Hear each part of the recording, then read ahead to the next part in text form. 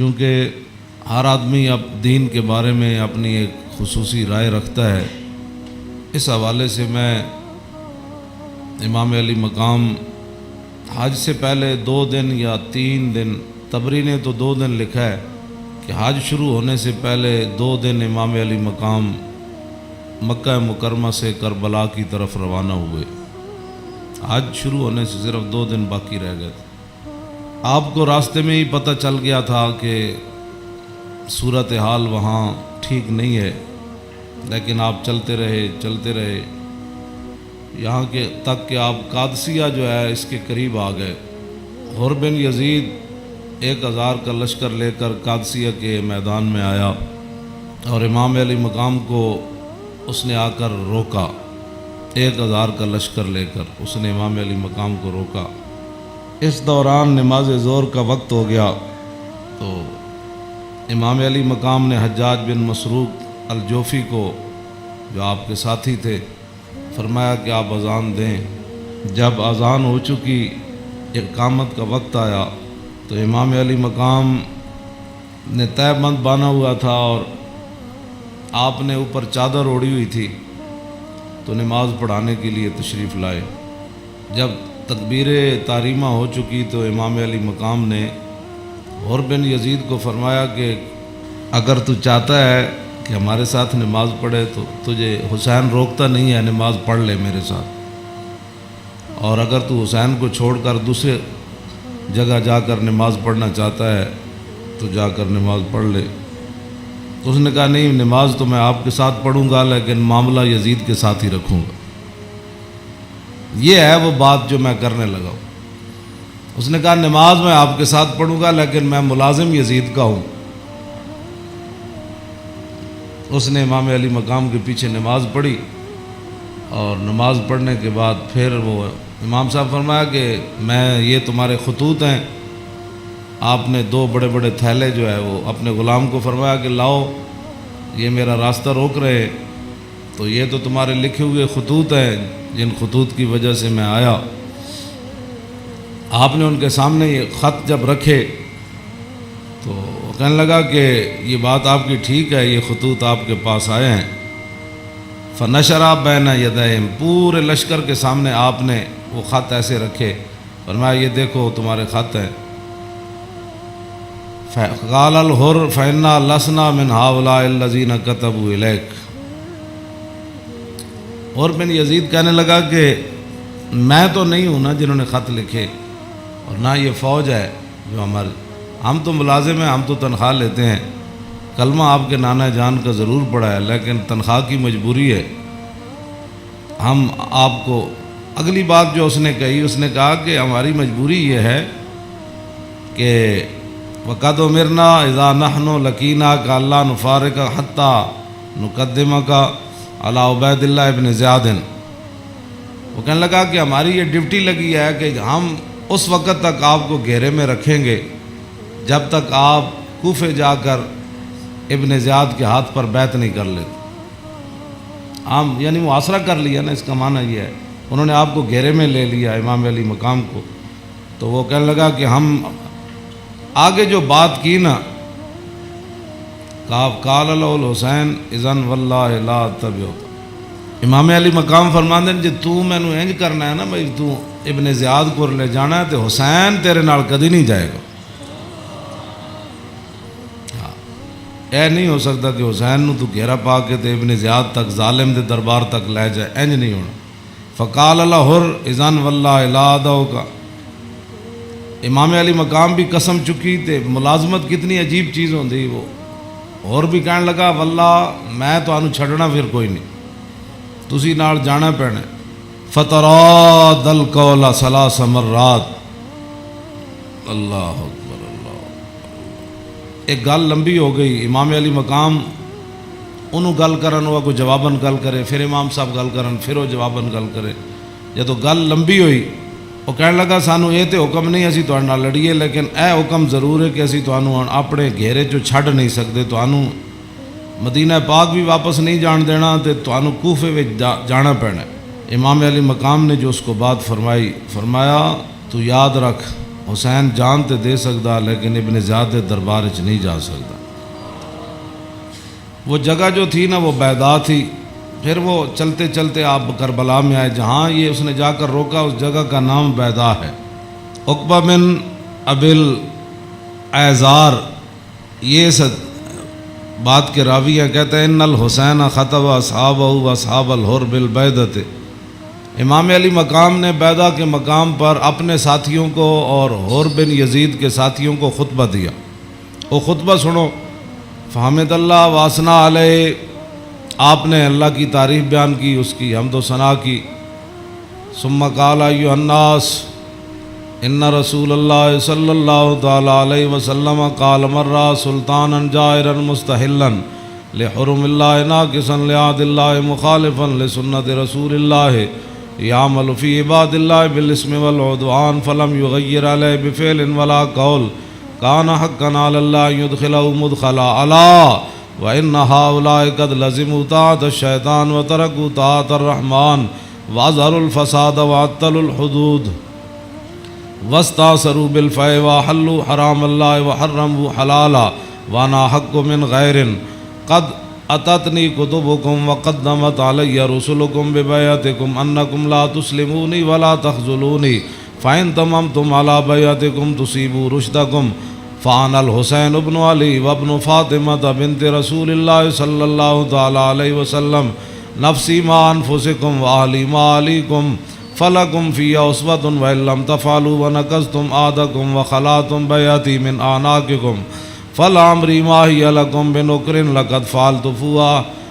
فعلتموها بأبی واخی وابن عمی مسلم والغرور من اغتر بکم فحظکم اخطأتم ونصیبکم ضیعتم ومن نکث فإنما ينکث علی نفسی وسیغنی اللہ عنکم والسلام علیکم ورحمۃ اللہ وبرکاتہ۔ اے وجہ جی دی وجہ تو امام علی مقام کربلا وچ تشریف لے گئے، آپ نے خطبہ دیتا، لیکن چلو اتنی گل تے ہے بھائی ہور نے تے دی فوج نے آپ دا خطبہ سنیا تے صحیح نہ جی، اے نہیں کیا بھائی تواڈے گل کرن تے بھی پابندی۔ امام علی مقام نو نہ روکیا ضرور ہے لیکن گل کرن تے پابندی نہیں لائی۔ آپ نے فرمایا سنو، میں نے اپنے آقا و مولا کو فرماتے ہوئے کیا سنا؟ آپ نے فرمایا جس آدمی نے ظالم بادشاہ کا زمانہ پایا، ایسا ظالم مستحلا لحرم اللہ جو اللہ کی حرام کردہ چیزوں کو حلال قرار دیتا ہو، ناقصا لعہد اللہ اور اللہ کے عہد و پیمان، کلمہ پڑھنے کے بعد جو اس نے عہد و پیمان باندھے تھے ان کو اس نے توڑ دیا ہو، مخالفا لسنت رسول اللہ اور رسول اللہ کے طریقے کا وہ مخالف بن گیا ہو، اور یعمل فی عباد اللہ بالاسم والعدوان اور اپنی رعایا کے اندر گناہ اور ظلم اور زیادتی کو رواج دے رہا ہو۔ آگے کیا فرمایا؟ فرمایا میں نے اپنے نانا جان سے سنا فلم یغیر علیہ بفعل ولا قول، اور اس وقت آدمی جو طاقت رکھتا ہو وہ اپنے ہاتھ کے ذریعے اور اپنی زبان کے ذریعے اس ظالم کا اس نے راستہ نہ روکا، اور وہ خاموش بن کے حالات کے مطابق اپنی زندگی بسر کرتا رہا۔ تو فرمایا میرے نانا جان نے فرمایا کان حقا علی اللہ، اللہ رب العالمین اس بات پر قادر ہے کہ وہ اس ظالم کے ساتھ خاموش رہنے والوں کو بھی سزا دے دے۔ یہ آپ نے بات، اس وجہ تو آئے آپ امام علی مقام۔ فرمایا میرے نانا جان نے فرمایا فلم یغیر علیہ بفعل ولا قول، چپ رہے، حالات نہیں ٹھیک تو اس ظالم دا زمانہ ویکھ دے رہے، تو فرمایا جتھے رب ظالم نو داخل کرے گا وہ چپ رہنے والے نو اتھے ہی داخل کرے گا۔ ہن سمجھ آئی جڑے آدمی کہندے ہیں کہ اسلام امن کا درس دیتا ہے، امام علی مقام کی فرمایا اسلام امن کا درس دیتا ہے؟ آپ نے فرمایا میں اپنے نانا جان کو سنیا جتھے ظالم جائے گا اتھے چپ رہنے والے بھی نال ہی جان۔ تو اس واسطے اگلی گل آپ نے فرمایا اللہ،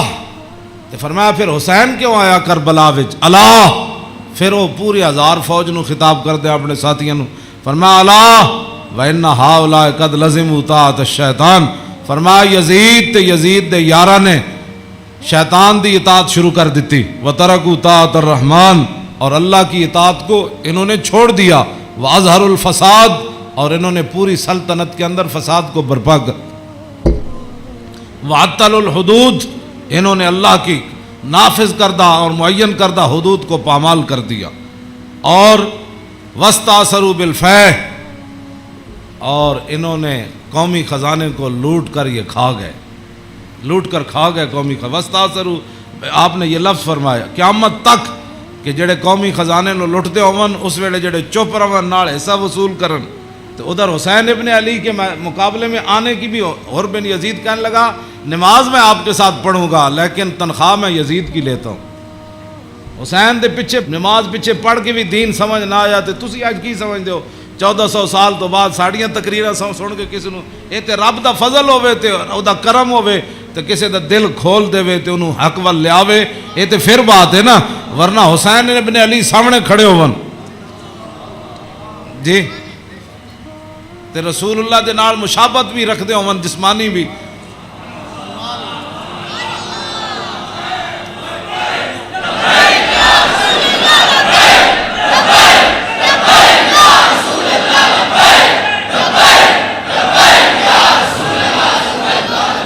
توجہ، وہ کون حسین جنہ دے بارے حضور فرمایا حسین منی وانا من الحسین، فرمایا حسین میرا تے میں حسین دا، حضور جنہ دے بارے فرما حسین منی وانا من الحسین، احب اللہ من احب حسینا، اللہ او دے نال پیار کرنا جڑا حسین نال پیار کرنا۔ حسین سبت من الاسباط، اور حسین خاندان نبوت کے چشم و چراغ ہے۔ اور حضور نے فرمایا ان الحسن والحسین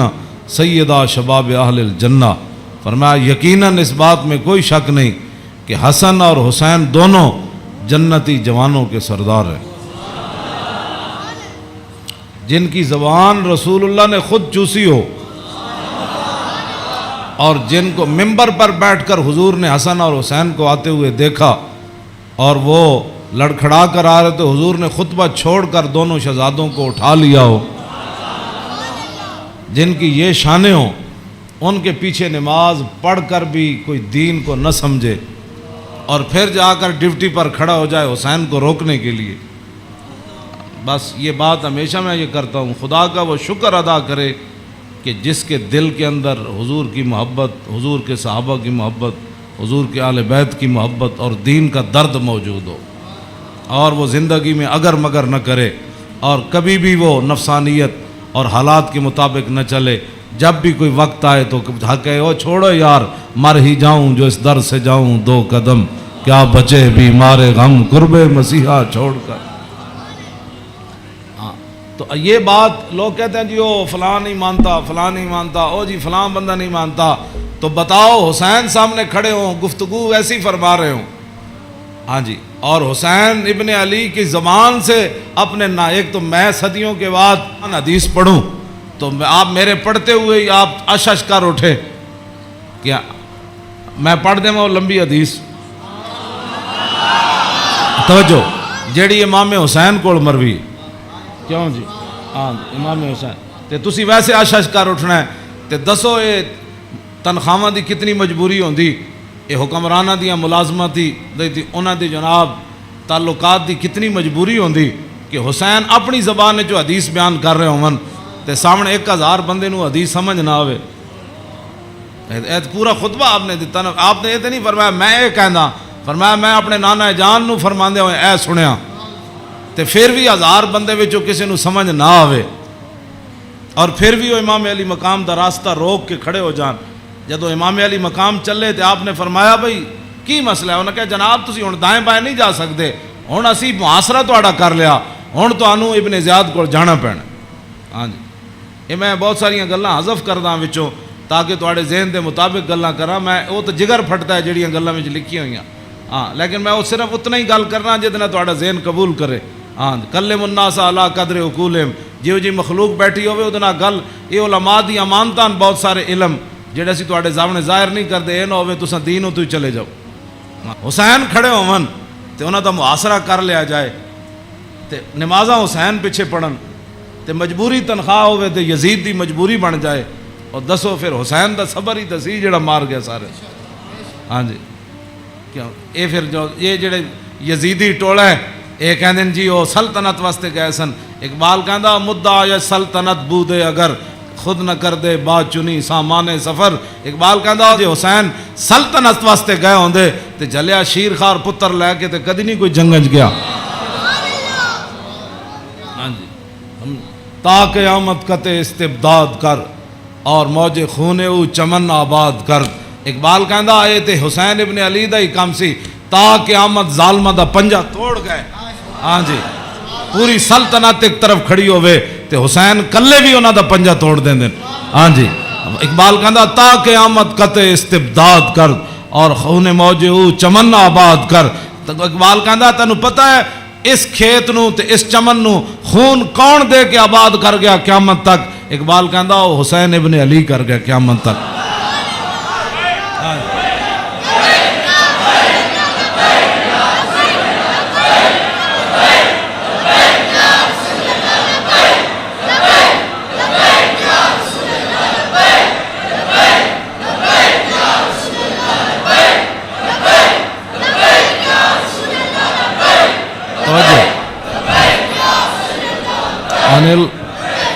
عن الحسن ابن علی قال سالت خالی ہند بن ابی اعلیٰ وکان وصافا عن حلیت رسول اللہ صلی اللہ تعالی علیہ وسلم انا اشتہی ان یصف لی منا شیئا تعلق بی فقال کان رسول اللہ صلی اللہ تعالی علیہ وسلم فخما مفخما یتلال وجو تلال والقمر لیلۃ البدر فذکر الحدیث بطولی قال الحسن فقتمت الحسین زمانا ثم حدثت ووجدت قد سبقني إليه فسأله عما سألت ووجدت قد سأل أباه عن مدخله وعن مخرجه وشكله فلم يدع منه شيئا.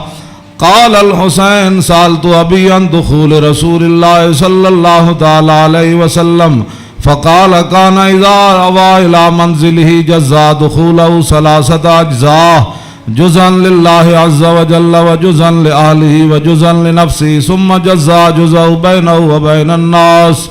فيرد ذلك بالخاصة على العامة ولا يدخر عنهم شيئا. وكان من سيرته في جزء الأمة إيثار أهل الفضل بإذنه وقسمه على قدر فضلهم في الدين فمنهم ذو الحاجة ومنهم ذو الحاجتين ومنهم ذو الحوائج فيتشاغل بهم ويشغلهم فيما يصلحهم والأمة من مسألتهم عنه وإخبارهم بالذي ينبغي لهم ويقول ليبلغ الشاهد منكم الغائب وأبلغوني حاجة من لا يستطيع إبلاغها فإنه من أبلغ سلطانا حاجة من لا يستطيع إبلاغها ثبت الله قدميه يوم القيامة لا يذكر عنده إلا ذلك ولا يقبل من أحد غيره يدخلون روادا ولا يفترقون إلا عن زواق ويخرجون أدلة يعني على الخير.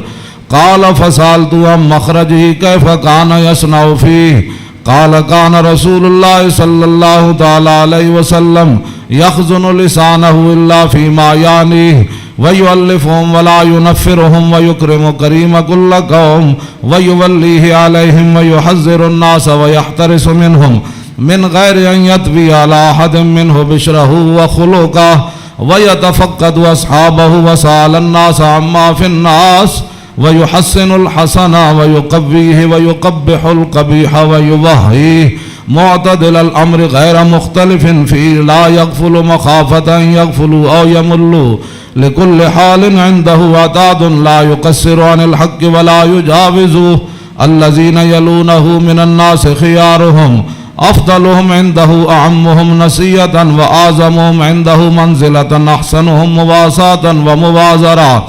قال فسألت عن مجلسي قال كان رسول الله صلى الله تعالى عليه وسلم لا يقوم ولا يجلس إلا على ذكر وإذا انتهى إلى قوم جلس حيث ينتهي المجلس ويأمر بذلك يعطي كل جلساء بنصيبه لا يحسب جليس أن أحدا أكرم عليه منه من جالسه وفاوضه في حاجة صابرة حتى يكون هو المنصرف عنه وسأله حاجة فلم يرده إلا بها او بمیسور من القول قد وسع الناس بسطه وخلقه فصار لهم ابا فصاروا عنده في الحق سواء مجلس مجلس علم وحیاء وصبر وامانة لا ترفع فيه الاصوات ولا تبن فيه الحرم ولا تنسى فلتات متعادلين يتفاضلون فيه بالتقوى متواضعين يوقرون فيه الكبير ويرحمون فيه الصغير ويؤثرون ذا الحاجة ويحفظون الغریب. امام حسن فرماندے میں اپنے ماموں جان کو ہند ابن ابی آلہ کو پوچھا وہ حضور دا حلیہ مبارک بیان کردے سن تے میں انہاں کو سوال کیتا کہ مینوں بھی کوئی شاید دسو کہ میرے نانا جان دا حلیہ مبارک کیہو جہا سی. میرے نانا جان دیاں مبارک اکھاں کیہو جیاں سن, حضور دیاں پلکاں کیہو جیاں سن, حضور دی پیشانی مبارک کیہو جہا سی, حضور دا سر اقدس کیہو جہا سی, حضور دے مبارک ہتھ کیہو جہا سن, حضور دیاں کلائیاں کیہو جہا سن, حضور دے کندھے مبارک کیہو جہا سن, حضور دا سینہ کیہو جہا سی, رسول اللہ صلی اللہ علیہ وسلم دیاں زلفاں کیہو جہاں سن, حضور دی مانگ کیہو جہی سی, رسول اللہ دی پاؤں مبارک کیہو جہے سن, حضور چل دے کیویں سن, حضور مسکراندے کیویں سن, حضور کسے وال توجہ کیویں فرماندے سن, حضور گفتگو کیہو جی کردے سن. کہندے نے میں اپنے ماموں جان کو ساریاں گلاں پوچھیاں تے فقطمت قال الحسن فقطمت الحسین زمانہ. امام حسن فرماندے میں یہ حدیث چھپا کے رکھی, میں پوچھ تے لئی سی لیکن میں یہ حدیث چھپا کے رکھی حسین کولوں. کوئی موقع آئے گا تے میں کہاں گا بھائی جان یہ تانوں پتہ ہے ساڑھے نانا جان دے ابرو کیہو جہے سن. کہندے میں بڑا عرصہ چھپائی رکھی تے جدوں میں حسین نو حدیث بیان کرن لگا تے قد وجدتو قد سبقنی الیہ فسالو اما سالتو. کہنے لگے میں حیران ہو گیا. امام حسن فرماندے میں حیران ہو گیا کہ جیڑی گل میں بعد وچ پوچھی سی حسین اپنے ماموں کو پہلے پوچھ چکے سن.